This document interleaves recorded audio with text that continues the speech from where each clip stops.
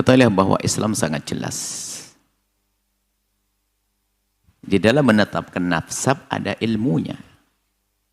DNA tidak masuk dalam hal ini. Dan justru bahaya sekali kalau sudah orang masuk pembahasan-bahasan seperti ini. Urusan nasab jangan dihubungkan dengan urusan DNA. DNA baru berguna nanti adalah misalnya untuk masalah kejahatan, untuk mencari atau untuk mengetahui tentang bukan urusan nasab. Kalau nasab sudah ada di dalam Islam, hati-hati, bahaya sekali nanti. Sebab kalau DNA itu nggak kenal akad nikah, biarpun nggak nikah, DNA bisa saja nyambung, nggak ada pernikahan. Sementara di dalam Islam ada namanya pernikahan yang sah. Jadi untuk dianggap ini keturunannya siapa adalah dengan pernikahan yang sah. Makanya menentukan nasab adalah dengan istifadhah. Misalnya di kampung itu sudah didengar bahwasanya si A anaknya si B, sudah, jangan banyak tanya. Selagi orang ngomong itu anak saya, benar anakmu? Iya, selesai.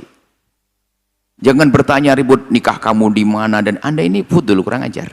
Cukup dia mengatakan anak saya, selesai. Atau pengakuan atau di masyarakat sudah mengatakan oh anaknya fulan. Di kampung Anda sudah tahu bahasa Anda anaknya ibu Anda, sudah tahu semuanya. Itu sudah cukup.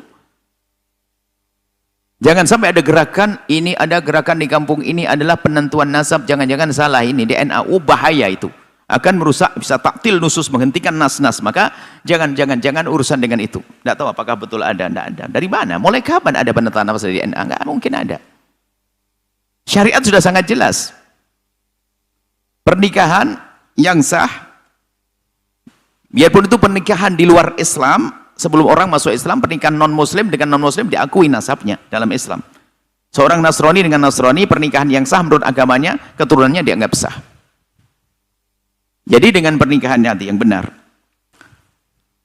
Atau mungkin masalah wati syubhat dan sebagainya, masalah ilhaqun nasab itu karena penyambungan nasab. Yang jelas DNA tidak bisa, dan itu bahaya sekali. Wah, ini bisa merusak, naudzubillah.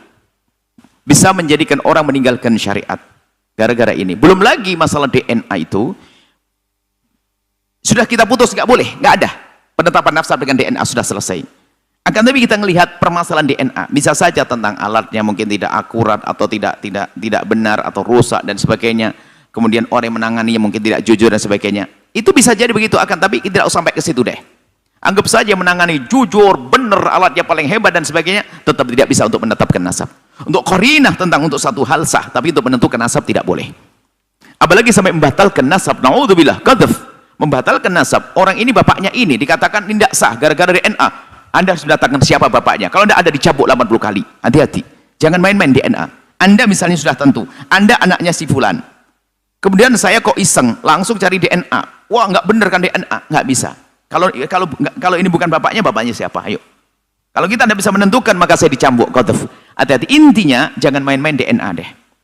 DNA adalah masalah penemuan baru, tapi bukan untuk menentukan nasab. Hei hamba Allah, jangan bikin gaduh malah dalam umat. Kalau DNA ini diterapkan, wah ini heboh semuanya. Sementara lihat di dalam Islam itu ada tentang saksi dalam urusan kejahatan, perzinaan, 4 saksi, banyak hal, macam-macam. Jadi harus hati-hati penentuan. Menafikan nasab pun dalam Islam harus hati-hati. Nggak gampang menafikan nasab. Dalam urusan li'an misalnya, menafikan nasab hati-hati. Menentukan nasab adalah ada rambu-rambunya. Maka ingat, kalau sudah kita yakini bahasanya orang itu nasabnya sambung, sudah, Anda jangan banyak tanya. Jangan Anda meragukan. Kalau Anda meragukan, Anda menuduh dia berzina. Naudzubillah. Nuduh orang berzina adalah dosa. Ya, mohon maafin, saya tidak tahu apakah betul masalah DNA. Dari mana masalah DNA? Ini aneh sekali, nggak?